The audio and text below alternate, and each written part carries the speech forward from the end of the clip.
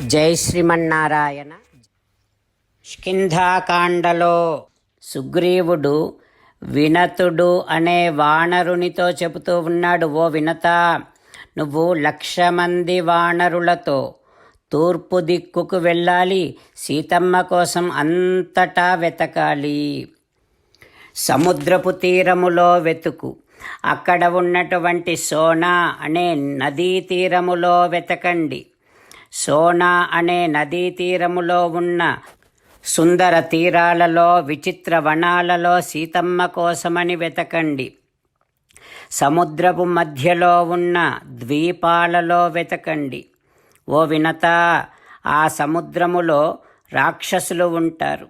వారంతా నీడను బట్టి ప్రాణులను నిలిపి భక్షిస్తూ ఉంటారు. ఆ సముద్రములో మహాసర్పాలు ఉంటాయి.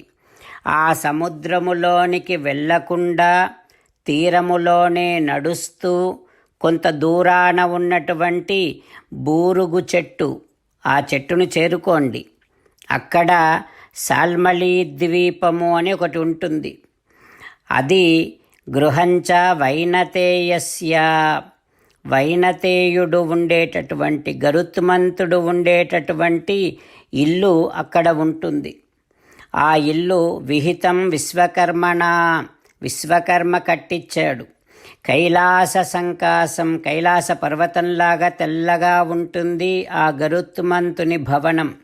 నానారత్న విభూషితం, రకరకాల రత్నాలతో అలంకరింపబడి ఉంది ఆ వైనతేయుడి భవనం. అక్కడికి దగ్గరలో మందేహాలు అనేటటువంటి రాక్షసులు ఉంటారు. ప్రతినిత్యము సూర్యోదయ సమయములో బ్రాహ్మణులు చేసేటటువంటి గాయత్రీ జప ప్రభావం వలన ఆ రాక్షసులు చనిపోయి నీళ్ళల్లో పడి మళ్ళీ బ్రతికి పర్వత శిఖరాలను చేరుకుంటూ ఉంటారు. అక్కడ కూడా వెతకండి. ఇంకా ముందుకు వెళ్ళండి. అక్కడ క్షీరోదం అనే సముద్రం ఉంటుంది. ఆ సముద్రపు మధ్యలో వృషభం అనే పర్వతము ఉంటుంది. అక్కడ కూడా వెతకండి. ఓ వినత, అక్కడే సుదర్శనం అనే సరోవరము ఉంటుంది. అక్కడికి విబుధాః చారణాః యక్షాః కిన్నరాః అప్సరోగణాః, దేవతలు, చారణులు, యక్షులు, కిన్నరులు, అప్సరసులు వస్తూ ఉంటారు. ఇంకా అక్కడి నుండి ఇంకొంత దూరం వెడితే ఇంకొక సముద్రం ఉంటుంది. ఆ సముద్రములో గుర్రపు ముఖముతో ఉన్నటువంటి ఒక బడబాగ్ని ఉంటుంది. ఆ అగ్నికి సముద్ర జలమంతా ఆహుతి అవుతూ ఉంటుంది అని చెబుతారు. ఓ వినత, ఆ అగ్ని ఔర్వుని కోపముతో పుట్టిన అగ్ని అట. ఔర్వుడు క్షత్రియుల మీద ప్రతీకారము తీర్చుకోవటం కోసమని తన కోపముతో లోకాలన్నింటినీ నాశనము చేస్తూ ఉంటే పితృదేవతలు ఆయనను శాంతపరిచి ఆ కోపాన్ని నీటిలో పడవేయమని అన్నారట. అప్పుడు ఔర్వుడు తన కోపాన్ని ఈ సముద్రములో పడవేశాడు. ఇక అప్పటి నుండి ఆ కోపము గుర్రపు ఆకృతిలో ఆ సముద్ర జలాన్నంతటిని కూడా దహింపచేస్తుందట. వినత, అక్కడ కూడా సీతమ్మ కోసమని వెతకండి. ఇక అక్కడి నుండి ఉత్తరం వైపు వెళ్ళండి. అక్కడ స్వర్ణ పర్వతం ఉంటుంది. ఆ పర్వతము మీద అనంతుడు ఉంటాడు. పన్నగం ధరణీధరం, భూమిని మోస్తూ ఉంటాడు అనంతుడు. పద్మపత్ర విశాలాక్షం, పద్మపత్రము లాంటి విశాలమైనటువంటి కన్నులు కలిగిన, నీలవాససం, నీల వస్త్రాన్ని ధరించిన, సహస్ర శిరసం దేవం, 1000 శిరస్సులతో ఉన్నటువంటి, సర్వభూత నమస్కృతం, అందరి చేత నమస్కరింపబడుతూ ఉండేటటువంటి అనంతుడు ఉంటాడు అక్కడ. ఆ ప్రదేశాలలో కూడా వెతకండి. రామచంద్రులను మనసారా ధ్యానము చేస్తూ పరమదయాలువు పరమశివుడు చెప్పిన పరమపావన రామనామాన్ని చెబుతూ మనము రామనామ గానము చేస్తూ ఉంటే అదిగో సీతారామచంద్రులు, పార్వతీ పరమేశ్వరులు, ఆంజనేయస్వామి, సకల దేవతలు, పితృదేవతలు, మహర్షులు, ఆచార్యులు, భాగవతోత్తములు అందరూ మనని చూసి ఆనందముతో అనుగ్రహిస్తున్నటువంటి దృశ్యాన్ని భావన చేస్తూ నోరారా రామనామగానము చేద్దాం. రామ రామ దశరథ రామ, రామ రామ దశరథ రామ, హే హే రాజా రామ, హే హే రాజా రామ, హే హే సీతారామ, హే హే సీతారామ. జై శ్రీమన్నారాయణ. భక్తులకు ప్రత్యేకమైనటువంటి విజ్ఞాపన. మీకు అన్ని విషయాలలో వెంటనే మంచి ఫలితాలు రావాలి అనంటే ప్రతిరోజు 1 నిమిషం వెచ్చించి నారాయణాస్త్రాన్ని చదవండి. ఇక మీకు తిరిగే ఉండదు. నారాయణాస్త్రాన్ని పొందడానికి మీరేం చేయాలంటే నారాయణాస్త్రం అనే వెబ్సైట్కి వెళ్ళి మీ పేరు, మీ ఈమెయిల్ ఇస్తే మీ ఈమెయిల్కి నారాయణాస్త్రం PDF వస్తుంది. అందులో ఒక రామాయణ శ్లోకం, ఒక గీతా శ్లోకం, ఒక విష్ణునామం ఉంటాయి. ఆ 3 కలిపి నారాయణాస్త్రం అంటాం. ప్రతి ఒక్కరికి వేరువేరు శ్లోకాలను ఇస్తున్నాం.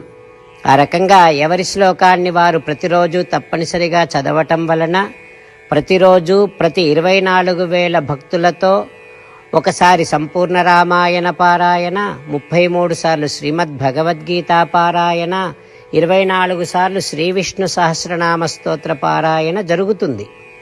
ప్రతి ఒక్కరికి అంతటి విశేష ఫలితము ప్రతిరోజు లభిస్తుంది. అందుకని మీరు, మీ కుటుంబ సభ్యులు అందరూ ఒక్కొక్కరు ఒక్కొక్క నారాయణాస్త్రాన్ని వెంటనే పొందండి.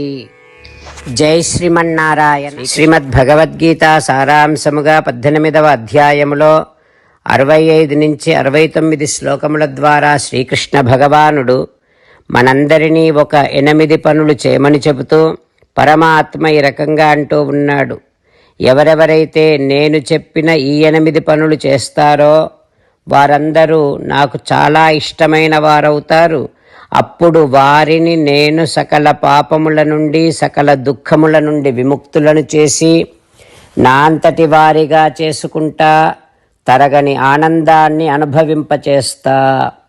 నిజమే చెబుతున్నా, ప్రమాణము చేసి చెబుతున్నా అంటూ సాక్షాత్తుగా దేవదేవుడైన శ్రీమన్నారాయణుడైన శ్రీకృష్ణ భగవానుడే మనను ఈ 8 పనులు చేయమని చెబుతూ ఉన్నాడు కనుక, హో శ్రీమన్నారాయణ, కరిష్యే వచనం తవ, తప్పకుండా చేస్తా, నువ్వు చెప్పినట్టే చేస్తా అంటూ మనం ప్రతిరోజు దేవదేవుడైన శ్రీమన్నారాయణుడికి ఈ రకంగా మాట ఇద్దాం. హో శ్రీమన్నారాయణ, నువ్వు చెప్పినట్టే నేను నిన్నే సంతతము ధ్యానము చేస్తూ ఉంటా. హో శ్రీమన్నారాయణ, నువ్వు చెప్పినట్టే నేను నీ భక్తుడిగానే ఉంటా. హో శ్రీమన్నారాయణ, నువ్వు చెయ్యమన్నట్టే నేను నా విధులను, కర్తవ్యాలను నీ సేవగా, నీ తృప్తి కోసమనే సక్రమంగా నిర్వర్తిస్తూ ఉంటా. హో శ్రీమన్నారాయణ, నువ్వు చెప్పినట్టే నేను నీవాడిని అనే మహావిశ్వాసాన్ని సంతతము కలిగి ఉంటూ నా హృదయములో నీకే నమస్కరిస్తూ ఉంటా. హో శ్రీమన్నారాయణ, మామేకం శరణం వ్రజ, నన్నొక్కడిని మాత్రమే శరణు వేడుకో అని నువ్వే అన్నావు కనుక నేను నిన్ను ఒక్కడిని మాత్రమే శరణు వేడుకుంటా. హో శ్రీమన్నారాయణ, మా శుచః, ఇక దుఃఖించకు అని నువ్వే నాకు భరోసా ఇస్తూ ఉన్నావు కనుక నేను ఇక దుఃఖించను. హో శ్రీమన్నారాయణ, నువ్వు చెప్పినట్టే నువ్వు నా కోసమని చెప్పిన శ్రీమద్భగవద్గీతను ఎప్పుడో ఒక్కసారి కాకుండా ప్రతిరోజు కనీసము 1 శ్లోకాన్నైనా అనుసంధానము చేస్తూ గీతోపదేశాన్ని జ్ఞాపకం చేసుకుంటూ ఉంటా. హో శ్రీమన్నారాయణ, నువ్వు చెప్పినట్టే నువ్వందరి కోసమని చెప్పిన శ్రీమద్భగవద్గీతను తెలియని భక్తులందరికీ తెలియచేసే నా వంతు ప్రయత్నాన్ని నిరంతరము కొనసాగిస్తూనే ఉంటా. ఓ శ్రీమన్నారాయణ, నేను నువ్వు చెప్పినట్టే చేస్తా, నీకు నచ్చినట్టే ప్రవర్తిస్తా, నీకోసమే పని చేస్తూ ఉంటా. కరిష్యే వచనం తవ. సర్వం శ్రీకృష్ణార్పణమస్తు. జై శ్రీమన్నారాయణ.